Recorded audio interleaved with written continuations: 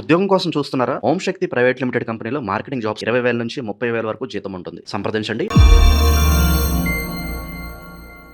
ప్రస్తుతం మనతో పాటు ప్రముఖ ఆధ్యాత్మికవేత్త వేదిక్ ఆస్ట్రాలజర్ అవినాష్ దాస్ గారు మనతో ఉన్నారు. గురువు గారితో మాట్లాడదాం.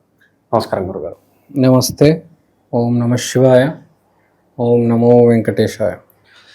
గురుగారు, విశేషంగా ఈ జూలై నెల 2026 కుంభరాశి వాళ్ళకి ఓవరాల్గా ఎలాంటి ఫలితాలు ఉండబోతున్నాయి? మరి సంవత్సరంలో రెండవ భాగం మనకి జూలై తోటి స్టార్ట్ అనుకోవచ్చు. మరి జూలై నెల ఎలా ఉండబోతుంది కుంభరాశి వాళ్ళకి? కుంభరాశి వాళ్ళకి బాగుండబోతుంది. ఫస్ట్ హాఫ్లో చేసిన ప్రయత్నాలు దానికి తగిన రిజల్ట్ సెకండ్ హాఫ్లో రాబోతున్నాయి. వీళ్ళు షార్ట్ టర్మ్ గోల్స్ ఏవైతే పెట్టుకున్నారో, ఏ గోల్స్కి ఆటంకాలు పడ్డాయో అవన్నిటికీ రిజల్ట్ రాబోతుంది. లాంగ్ టర్మ్లో కూడా ఏవైతే గోల్స్ వీళ్ళకి మిగిలిపోయిన ఉన్నాయో చాలా కాలం నుంచి, ఆ గోల్స్ అన్నిటికి కూడా రిజల్ట్ పరిణామం రాబోయే 3 నెలలు, June, July, August, September, October అదే ఈ 3-4 నెలల్లో రాబోతున్నాయి. గురువు 6వ ఇంట్లో ఉండడం వలన 6వ ఇల్లు శత్రునాశనం. అంటే ఆటంకాలు, శత్రువులు ఎవరు కాదు, ఆటంకాలే. ఆటంకాలు నాశనం జరగడం, శత్రునాశనం జరగడం గురువు వల్ల. ఆటంకాలు ఒకసారి పక్కన తొలగిపోతే మిగిలిపోయేది ఏంటి? రిజల్ట్.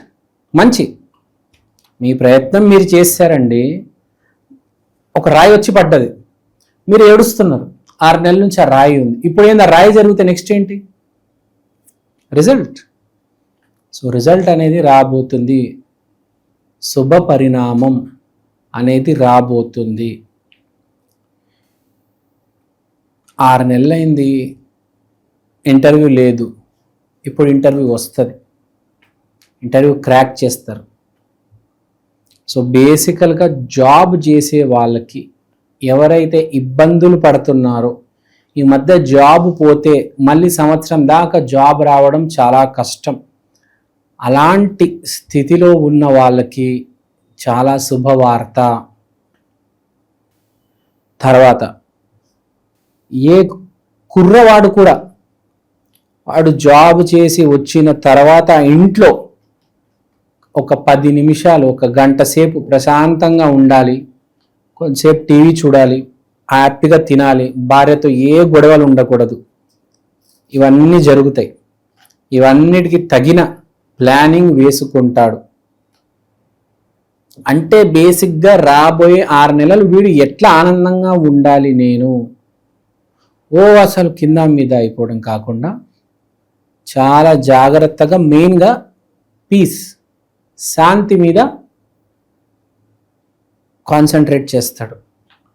ఆటంకాల మీద యుద్ధం చేస్తాడు.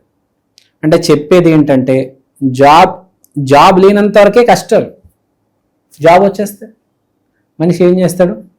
ఫస్ట్ ప్లాన్ చేస్తాడు. ఇక్కడి నుంచి నేను హ్యాపీగా ఉండాలి, నేను ఏ టెన్షన్ తీసుకోను, ఎటువంటి టెన్షన్, ఏ రకమైన టెన్షన్ తీసుకోడు అనమాట వీడు. సో బేసికల్గా చెప్పేది ఏంటంటే, ఆరోగ్యం జాగ్రత్తగా కాపాడుకుంటాడు, జాబ్ రాబోతుంది. అది కాకుండా ఈ కుంభరాశి కుజుడు 4వ ఇంట్లో ఉండడం వలన ఒక రకంగా చాలా ఫిలాసఫికల్గా ఉంటుంది. అంటే డబ్బు ఉండొచ్చు, కానీ సంతోషంగా ఎలా బతకాలి అనేది నేర్చుకోవడం ఒక ఆర్ట్. డబ్బు ఉంటేనే సరిపోదు, ఎలా బ్రతకాలి అనేది కూడా తెలియాలి కదా. దేని మీద? మన ఆరోగ్యం మీద డబ్బు పెట్టాలి. మనసు బాలేకపోతే ఏం చేయాలి? సైకాలజిస్ట్ దగ్గరికి వెళ్ళాలి, రమణ మహర్షి ఆశ్రమానికి వెళ్ళాలి, అంటే ఎలా బ్రతకాలి, అలా గీక్కొని బతకూడదు. ఒక వయసు రాగానే తిరగడం మొదలెట్టాలి. ఆ తీర్థస్థలాలు, ఆ పుణ్యస్థలాలు ఉంటాయి.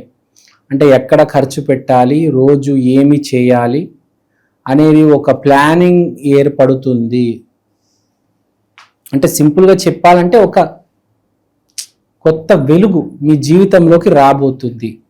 జాబ్ లేని వాళ్ళకి జాబు, రిటైర్ అయిపోయిన వాళ్ళకి రిటైర్మెంట్ ప్లానింగ్ అనేది గ్యారంటీ. పెళ్లి సంబంధాలు ఇవన్నిటికీ ఇబ్బంది. అంటే ఇప్పుడు పెట్టుకోడు అది. ఇప్పుడు ఈ 3 months కాస్త బ్రేక్ తీసుకుంటున్నాడు. పెళ్లి సంబంధాలు బ్రేక్. నా జాబు, నేను, నా ఆరోగ్యం, ఈ రాబోయే 3 months ఇవన్నీ సెటిల్మెంట్ చేసుకొని తర్వాత దానికి పోతాడు. సో ఈ 3 months ఒక సైకలాజికల్ బ్రేక్ లాంటిది. తర్వాత సూర్యుడు 5వ ఇంట్లో ఉండడం వల్ల విపరీతమైన హోప్ వస్తుంది. ఆటోమేటిక్ జాబ్ వస్తే, డబ్బులు వస్తే హోప్ వస్తుంది కదా.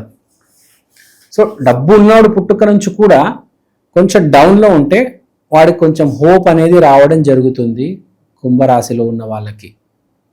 సో ఒక హోపు, ఒక టార్గెట్, ఈ రెండు ఏర్పడతాయి.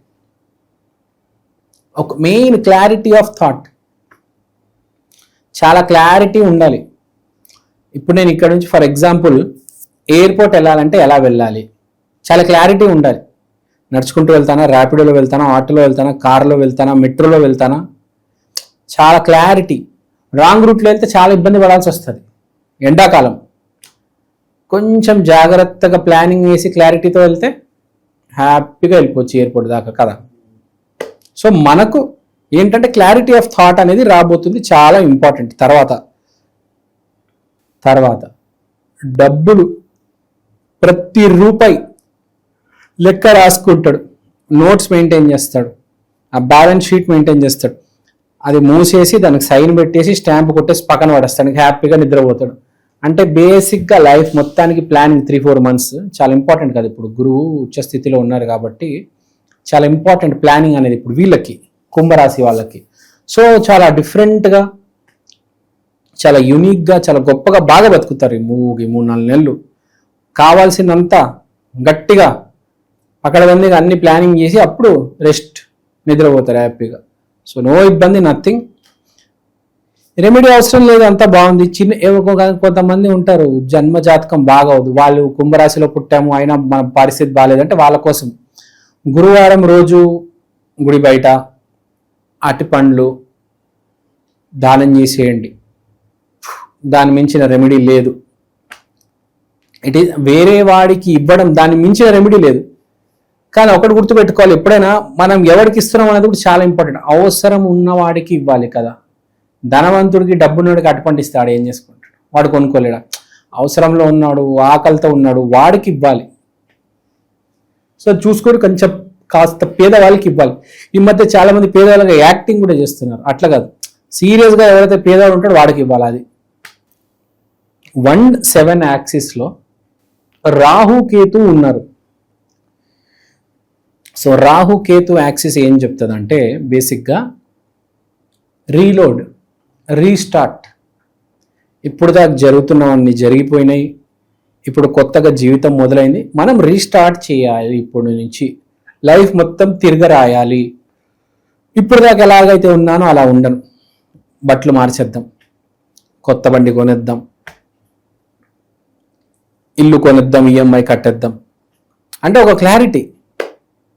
ఇవి ఇబ్బందులు కాదు, ఇవన్నీ సెట్ చేసి వీడు క్లారిటీలోకి వెళ్ళిపోతాడు. ప్రాబ్లమ్స్ అన్నీ ఒకటేసారి వీడు అన్ని చేసేసుకొని అప్పుడు వీడు క్లారిటీలో వెళ్ళిపోతాడు అనమాట. వీడు ఆ రమణ మహర్షి, ఆ యోగం, ధ్యానం దాంట్లోకి వెళ్ళిపోతాడు అనమాట. అంతేకాదు, మీరు బయట ప్రాబ్లమ్స్ అన్నీ ఒకసారి సెటిల్ అయిపోయాయి అనుకోండి, తర్వాత మనిషి ఏం చేస్తాడు, హ్యాపీనెస్ కోరుకుంటాడు. సో బేసిక్గా అదనమాట. So very very important. The clarity of mind అనేది చాలా ఇంపార్టెంట్. ఇక పరిహారాల విషయానికి వస్తే ఇంకేమైనా పరిహారాలు చెప్తారు గురుగారు? చెప్పొచ్చు. కుంభరాశి శనికి సంబంధించిన రాశి కాబట్టి శనికి సంబంధించిన రెమెడీస్ చేసుకోవచ్చు. జనరల్గా ఈ 3 నెలలు కాకుండా జనరల్గా ఈ 3 నెలలకు అదే ఐ మీన్ ఈ 3 నెలలు పక్కన పెట్టేస్తే జనరల్ రెమెడీ సాటర్డే రోజు నువ్వులతో చేసిన లడ్లు గుడి దగ్గర పనిచేయాలి. బ్లాక్ కలర్ ఐటమ్స్ డొనేట్ చేయాలి.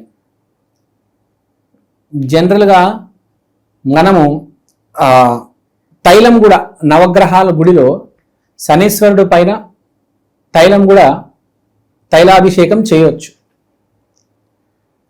తర్వాత సాటర్డే రోజు గుర్తుపెట్టుకోవాల్సింది ఏంటంటే చాలా ఇంపార్టెంట్, సాటర్డే రోజు చేయాల్సింది చీకటి పడిన తర్వాత ఎవ్రీ సాటర్డే మీరు చంద్రుడిని చూడాలి. ఎవ్రీ సాటర్డే చీకటి పడిన తర్వాత చంద్రుడిని చూడాలి. ఇదో మంచి రెమెడీ. మీరు ఇది చేసుకుంటే కుంభరాశి వాళ్ళకి చాలా మంచిది ఒక రకంగా. ఎందుకంటే దాంట్లో నుంచి మనకు సూర్యుడి నుంచి ఒక రకమైన రేస్ వస్తాయి, చంద్రుడి నుంచి ఒక రకమైన రేస్ వస్తాయి. ఒక్కొక్క ఎనర్జీ మనకు డిఫరెంట్ ఎనర్జీ ఉంటుంది కదా. ఇప్పుడు మామూలుగా ఒక బల్బు నుంచి కూడా ఒక రకమైన ఎనర్జీనే వస్తుంది. So there is some energy in everything, every light సోర్స్లో ఏదో ఒక ఎనర్జీ ఉంటుంది. సో ఈ కుంభరాశిలో ఉన్న వాళ్ళకి సాటర్డే రోజు చంద్రుని కాస్త చూస్తే మీకు ఆ తగిన కావాల్సిన ఎనర్జీ అంతా వస్తుంది. ఎందుకంటే కుంభంలో చంద్రుడు డిస్టర్బ్ అయితే ఆ క్లారిటీ పోతుంది. సో క్లారిటీ తెచ్చుకోవడానికి మనం ఎప్పుడైతే చంద్రుడిని చూస్తామో మనకు క్లారిటీ, ఆ రేస్ వల్ల మనకు కొంచెం క్లారిటీ వస్తుంది. సో చంద్ర దర్శనం చేసుకుంటే చాలా మంచిది. ఇది one of the rare remedy. మన చాలా మహాభారతం, రామాయణం దాంట్లో ఉంటుంది. One of the rare remedies చేసుకుంటే మంచిది కుంభరాశి వాళ్ళకి.